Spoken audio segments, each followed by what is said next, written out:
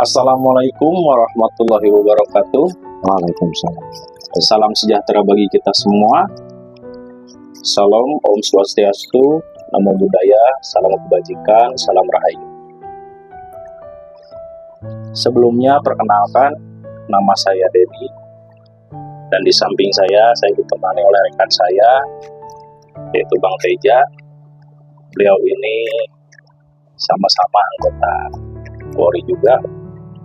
Alhamdulillah, pada kesempatan kali ini kami berdua mendapatkan ruang dan waktu untuk berbincang-bincang santai dan berdiskusi di dalam channel ini untuk membahas tentang pentingnya mengenal Allah. Di dalam sebuah hadis, bahwasannya sebanyak-banyaknya amal tidak akan bermanfaat bila tidak disertai ilmu mengenal Allah, dan bahwasannya sedikit amal akan lebih bermanfaat bila disertai ilmu mengenal Allah. Bila kita cermati dari kalimat tersebut, bahwa kita sebagai manusia banyak beramal baik, berapapun amal yang kita kerjakan, jika kita tidak mengenal Allah, itu akan sia-sia atau percuma. Dan bagi saya, mengenal Allah itu adalah hal yang sangat penting dan hal yang sangat krusial bagi hidup saya, karena kita hidup di dunia bila kita tidak mengenal Sang Pencipta, apalah arti hidup ini? Mungkin saya akan menanyakan atau berdiskusi dengan rekan saya ini, Bang Teja. Bagaimana menurut Bang Teja? Apakah sebegitu pentingnya kita hidup di dunia ini untuk mengenal Allah? Mungkin bisa dijelaskan. Silakan Bang Teja. Alhamdulillah, terima kasih Bang Denny kesempatannya. Menurut pendapat saya, mengenal Allah itu adalah keutamaan yang paling penting dalam hidup beragama Islam tentunya. Seperti yang dalam kalangan ulama tasawuf itu ada istilahnya awwaluddini ma'rifatullah. Awal mula beragama, awal mula mengenal Allah. Memang kalimat itu juga sih yang membuat saya awalnya tertarik, awalnya penasaran untuk maksudnya gimana cara mengenal Allah. Dari versi fikih seperti ini, ternyata dari versi tasawuf seperti itu gitu kan. Loh, ada beberapa versi bagaimana. Dari fikih saya cari, oh ternyata jatuhnya malah ke ilmu tasawuf, praktek proses pengenalan itu gitu kan, bukan di ilmu fikih gitu. Hasil dari pencarian saya lah gitu. Setelah saya cari, oh iya, jatuhnya ke ilmu tasawuf. Nah, dimana di ilmu tasawuf sendiri isinya itu apa? Ternyata isinya itu toriko, Bang. Isinya itu toriko. Nah, ternyata di dalam toriko itu ada metodologinya, ada sistem yang harus kita lalui. Pentingnya keutamaan ini memang sangat fundamental gitu. Logikanya gini, bagaimana saya bisa menyembah tanpa tahu yang saya sembah? Dulu saya menyembah ya Allah sebatas lapannya saja, gitu kan. Tiap orang punya interpretasi masing-masing. Ada yang Allah diri kita sendiri, ada Allah itu semua ciptaannya, ada Allah itu keagungannya, kekuasaannya, rezekinya seperti apa gitu kan. Tapi tidak tiba dalam satu titik center gitu loh. Betul. Sehingga ditambah saya ketemu uraian kata Imam Ghazali itu, kalau nggak salah Imam Ghazali ya bilang itu, apa yang kau lihat dalam sholatmu itulah Tuhanmu. Buktinya pada saat saya sholat yang kelihatan malah ya kayak kunci motor, kompor yang belum dimatikan, cicilan. yang itu malah jadi Tuhan saya, kata saya. Seperti apa? Dulu di surat Al-Maun itu ya, Betul. yang bilang celakalah orang yang lalai dalam sholat. Fawailul lil musallin. Nah, lalai dalam sholatnya, maksudnya lalai dalam sholatnya itu seperti apa? Ternyata dalam versi fikih itu lalai dalam sholatnya itu seperti melambat-lambatkan waktu. Pengetahuan saya, hasil pencarian saya. Tapi dalam ilmu tasawuf itu bukan seperti itu, maksudnya lalai dalam sholatnya itu tidak terhubung dengan Tuhan, Tidak terhubung. gak connect gitu. Pada saat sholat itu gak connect.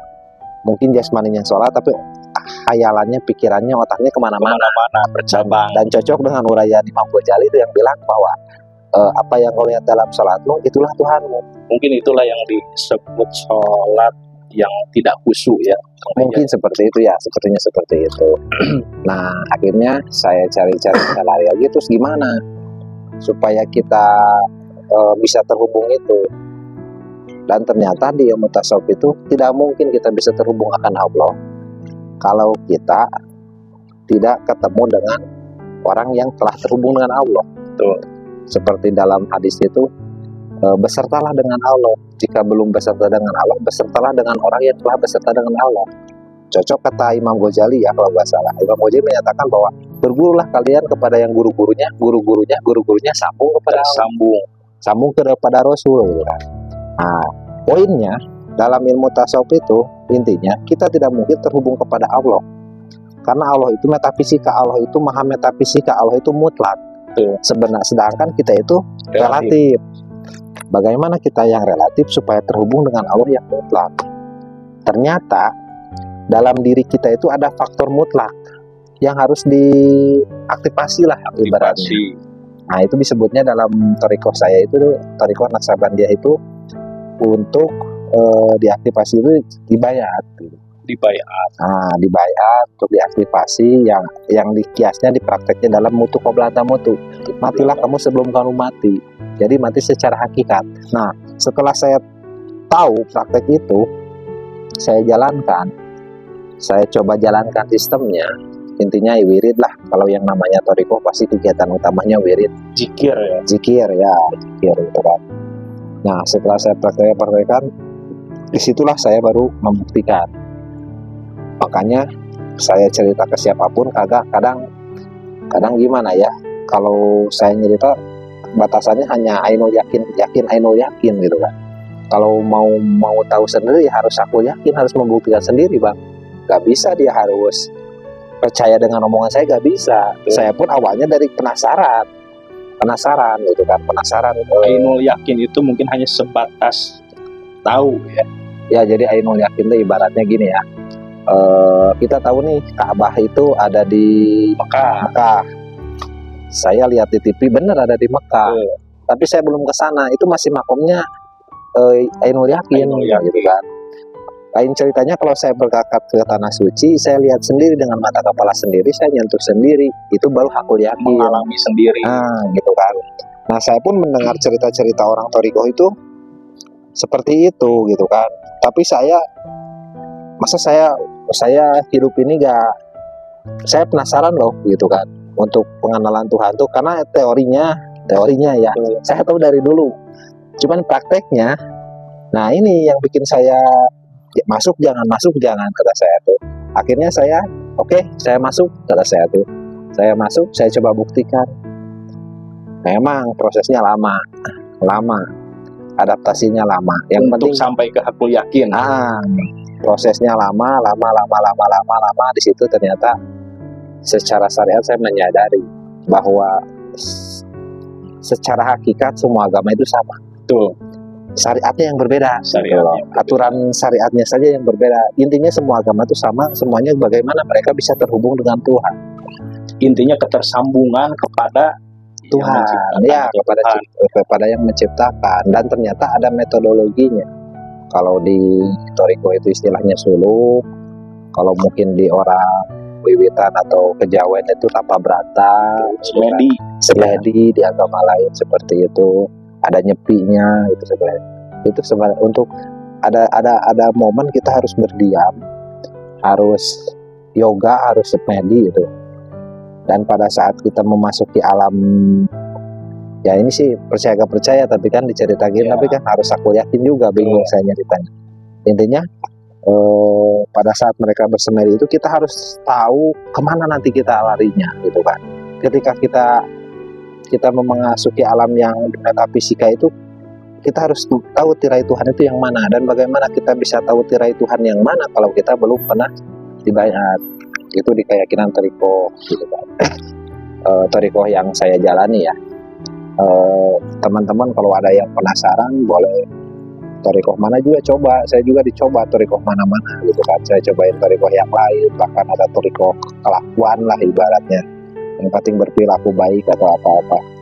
Tapi saya baru dapat klimaksnya gitu kan, dari upaya pencarian Tuhan itu ya di Toriko ini gitu kan. Nah, karena wajib ya kita untuk mencari ilmu, kita menggali pengetahuan.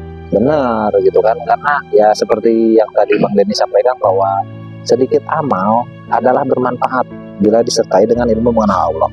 Banyaknya amal apabila tidak disertai dengan ilmu mengenal Allah itu sia-sia. Berarti itu sangat penting sekali belajar untuk mengenal Allah gitu kan.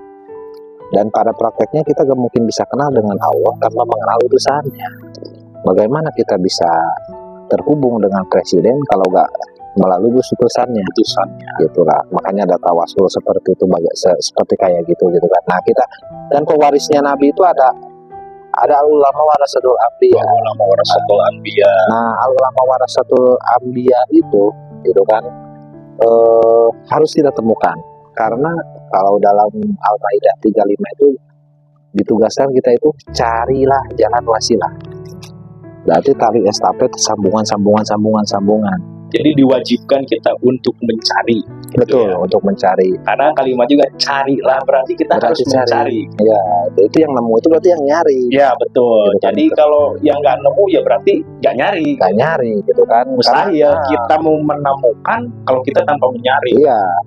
Ya memang mungkin 1-2 lah tiba-tiba, atau saya nggak tahu. Yang jelas dalam ayat itu kesimpulan saya dari tafsir itu bahwa carilah jalan wasilah. Berarti kita disuruh untuk mencari, cari jalan wasilah gitu. Apabila setelah ketemu, berjuanglah di jalan Tuhan gitu kan. Bagaimana kita tahu urusan Tuhan kalau kita gak kenal sama Tuhannya gitu kan. Makanya penting sekali untuk belajar mengenal Tuhan gitu kan.